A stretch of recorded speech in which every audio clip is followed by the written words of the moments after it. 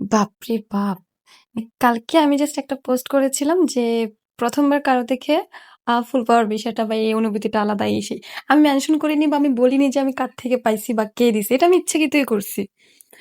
তো যাই হোক আপুর রিঅ্যাকশনটা খুবই সুন্দর ছিল। আমার আপু আমাকে আজকে ভিডিও কল দেয়। দেওয়ার পর একটু কথাবার্তা বলার পর আমাকে বলে, "দেখি চোখে চোখ রাখো।" তো আমি বলছি, "কেন?" বলছে, "তোরা ফুল হর্ন দিয়ে দে।" বলে, "চোখে চোখ রেখে কিন্তু মিথ্যা বলা যায় না।" যাই হোক পরে আপুকে বললাম যে বিষয়টা কি হইছে। সে ছাড়াও আমাকে যারা কখনো নক দেয় নাই তারাও অব্দি আমাকে নক দিয়ে জিজ্ঞেস করতেছে, নতুন নতুন রিলেশনে গেছো আবার, এই সেই, ভালো ভালো ফুলও দিচ্ছে। আমি কিছু বলিনি। এর চেয়েও মজার বিষয় হচ্ছে আমার একটা বোকা চন্দ্রবিন্দু ফ্রেন্ড আছে, সে আমাকে টুকটাক হাই হ্যালো দেয়, আমিও দেই। এখন সে যেহেতু আমাকে নক করেছে, করার পর আমি আজকে রিপ্লাই করলাম, একটু হাই হ্যালো, কি খবর, খাওয়া দাওয়া করছে কিনা, এসে বলার পর আমাকে বলতেছে, ভালোই তো আছো। তা আমি বলছি, হ্যাঁ ভালো খারাপ না। আমাকে বলছে বিজি আছো মনে হয়। তা আমি বিজি বলতে যে একটু ফ্যামিলি নিয়ে একটু বিজি আছি, বা হচ্ছে যে আমি আজকে রোজা রাখলাম, সবকিছু মিলাই পুরা দিন, এই জন্য ফোন হাতে নেওয়া হয় নাই। আর যদিও বা আমি অনলাইনে ছিলাম না আজকে, এটা সত্য কথা। আচ্ছা যাই হোক, পরে এগুলা নিয়ে আমাকে বলতেছে, না ফুল টুল পাচ্ছ ভাবতেছি এই জন্য বিজি আছো। বাইরে ভাই, আমি তো হাসতে হাসতে শেষ। তা আমি বলতেছি, হ্যাঁ সেটা তো ঠিক আছে। তা আমি বলছি, দোয়া করবেন। আমি ওকে বলতেছিলাম যে, এই যে দোয়া করবেন যাতে আমাদের মধ্যে ভালোবাসাটা থাকে, সারা জীবন থাকে। আমি তাকে অনেক ভালোবাসি, যেন সেও আমাকে অনেক ভালোবাসে, আমাদের মধ্যে ভালোবাসা যেন থাকে। এরপর একটু পর বলতে বলতে বলতেছি, আমার দেখতেছি সে হাহা রিয়েক্ট দিচ্ছে আমার প্রত্যেকটা কথা। আমি তাকে বলতেছি দোয়া করতে, বা আমাদের মাঝখানে যাতে ভালোবাসা থাকে, এই কথাগুলো বলতেছি, আর সে হাহা রিয়েক্ট দিচ্ছে। ওকে, দেন এগুলো বলার পরে আমি আর কিছু বলিনি। পরে আমি বলতেছি, আমার বলছে রিলেশনে গেছো, এই সেই। তো আমি রিলেশন নতুন করে যাওয়ার কি আছে, মানে আমাকে সে বলছে নতুন করে রিলেশনে গেছো। তো আমি বলছি, নতুন করে যাওয়ার কি আছে, এই রিলেশন তো জন্মের পর থেকে। হুম, এই রিলেশনটা আমাদের জন্মের পর থেকে, আর এটা সারা জীবন থাকবে, আছে সারা জীবন থাকবে। তাহলে এই কথাই বোঝা যায় ভাই, একটা বাচ্চা মেয়ে বা একটা মানুষ তো দুনিয়াতে এসে প্রেমে পড়ে যায় না। মানে ওই যে বয়ফ্রেন্ড গার্লফ্রেন্ড টাইপের যে রিলেশন, ওরকম কিছু হয় না। তাহলে যেহেতু বলেছে যে আমি জন্মের পর থেকে আমার সাথে তার সাথে রিলেশন, আর এটা আছে এখনো সারা জীবন থাকবে, যাতে আমাদের ভালোবাসাটা আরো আরো বেশি থাকে বা আরো বেশি জন্মায়, এরকম কিছু। তারপরে ওই যে বললাম, আমার ফ্রেন্ড বোকা চন্দ্রবিন্দু, সে তো এটা বুঝে নাই। সে ধরে বসে আছে আমি নতুন রিলেশনে গেছি। তো আমারও বলতেছে, রিলেশন করবো না বলছিলা, কিন্তু এখন রিলেশনে গেছো, ভালো তো। নামাজ রোজা করে যদি রিলেশনে যাও বা রিলেশন করো, সে নামাজ রোজা হবে না, হ্যান না তর না। তো আমি ওরা বলি, তুই হুজুর হলি কবে থেকে? হুম, আমি যতটুকু জানি আপনি জুমা ছাড়া নামাজ পড়েন না। তো যেখানে আপনি নামাজ নিজে পড়েন না, সেখানে আপনি আমাকে শেখাতে আসছেন?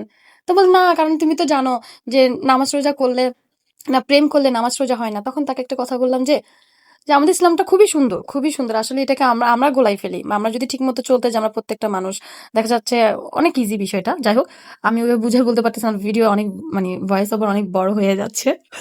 তো হয়েছে কি, আল্লাহ বলছে তুমি যাই করো, যেইটাই করো না কেন, যে অবস্থায় থাকো, যেটাই করো, নামাজ পড়তে থাকো। নামাজ পড়তে থাকলে আস্তে আস্তে আস্তে আস্তে উপর আল্লাহ প্রত্যেকটা হারাম কাজ থেকে সরাই নিয়ে আসবে। এখন কিছু মানুষের, আমি কিছু মানুষকে দেখছি আমার সাথে চলার ক্ষেত্রে, আমি কিছু আমার ফ্রেন্ড সার্কেল দেখলাম বা কিছু মানুষকে আমি দেখলাম, তাদের চিন্তা ভাবনা হচ্ছে কিরকম, তাদের কথা হচ্ছে তুমি এটা করছো, এটা তো গুনাহ হয়েছে, তো ওইটা করলে কি সমস্যা?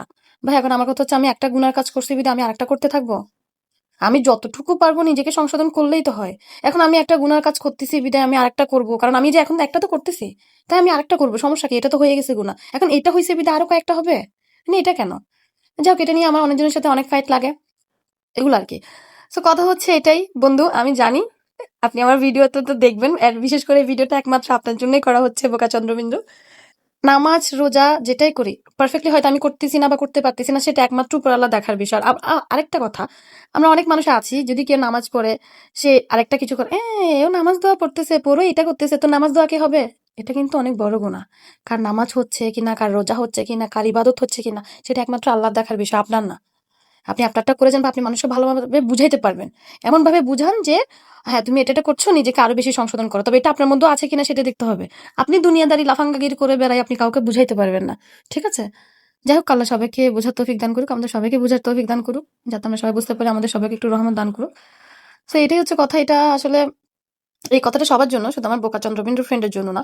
আমরা একটা গুনাহ করছি বিধায় আরো দুই একটা গুনাহ করবো এমন না, আমরা যত পারবো নিজেকে সংশোধন করব।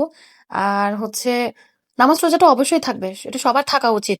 আমি মনে করি নামাজ রোজা করতে করতে গেলে আপনি যদি 10টা গুনাহ করেন, 10টা হারাম কাজের সাথে লিপ্ত থাকেন, দেখবেন যে আপনি যখন কন্টিনিউসলি নামাজ পড়তে থাকবেন, আল্লাহকে ডাকতে থাকবেন, আল্লাহর উপর ভরসা রাখবেন, আপনি আস্তে আস্তে একটা একটা বাদ দিতে পারবেন। এটা আমার পার্সোনাল অভিজ্ঞতা, মানে আমার এমন হয়েছে বা আমার এমন হচ্ছে। ঠিক আছে? তো এটাই হচ্ছে কথা। এখন আমি একটা গুনাহ করছি বা হচ্ছে এই যে ধরেন আমি ফেসবুকে ভয়েস ওভার দিচ্ছি, আমি ভয়েস শুনতেছি বা আমাকে কেউ দেখলো, আমি কোনো ভিডিও দিচ্ছি, মানে একটা গুনাহ করতেছি তার মানে এই না যে আমি আরো গুনাহ করবো। আমি যত পারবো আস্তে আস্তে আস্তে আস্তে নিজেকে সংশোধন করার ট্রাই করবো, সংশোধন করব। আর যেটাই করি নামাজটা থাকতে হবে। নামাজটা যখন থাকবে, আপনি যখন মন থেকে আল্লাহর প্রতি, মানে আল্লাহকে, মানে এক কথা বলতে গেলে মন থেকে যখন ইবাদত করা শুরু করবেন, অটোমেটিক আপনার লাইফ থেকে প্রত্যেকটা জিনিস উপর আল্লাহ সরাই নেবে। কিন্তু নামাজ বাদ দিতে পারবেন না। এই যে আমরা কিছু মানুষ প্রশ্ন তুলি, আরে মেয়েটা নামাজ পড়তেছে কিন্তু এতে এটা করে, কে এটা করে, এটা বলা উচিত না, এটা বলা বাদ দিবেন। এই জিনিসটা যদি আপনাদের মধ্যে থেকে থাকে, আপনারা এটা বাদ দিবেন। সত্যি এটা বাদ দিবেন। কজ কার ইবাদত হচ্ছে কি হচ্ছে না সেটা একমাত্র আল্লাহ দেখার বিষয়, ওটা আল্লাহ দেখবে। আপনি আর আমি এগুলোর ঠেকা নিয়ে বসি নাই। আমরা জানি না কার ইবাদত হচ্ছে। ঠিক আছে? অনেক নামাজ পড়তেছে প্রতিনিয়ত, তারও হয়তো ইবাদত হচ্ছে না, কোনো না কোনো কারণে ভেঙে যাচ্ছে, বা সে কোনো না কোনো গুনার সাথে লিপ্ত আছে যেটা ইবাদত তার হচ্ছে না। আবার অনেকজন আছে নামাজ পড়তেছে না, বাট কোনো না কোনো ভাবে তার একদিন নামাজ পড়লে সেই ইবাদত, সেই নামাজটা উপর আল্লাহ কবুল করে নিচ্ছে। তবে আমরা যেভাবে আসি না কেন, যেরকমই আছি না কেন, উপর আল্লাহ সবাইকে দেখতেছে, সবাইকে রহমত করে, সবার উপরে উপর আল্লাহ আছে। যাক, ভিডিও, সরি ভয়েসটা অনেক বড় হয়ে গেছে। এত কথাই না বলি, এটাই হচ্ছে কথা। সো কিছু না, টাটা বাবাই, গুড নাইট সবাইকে।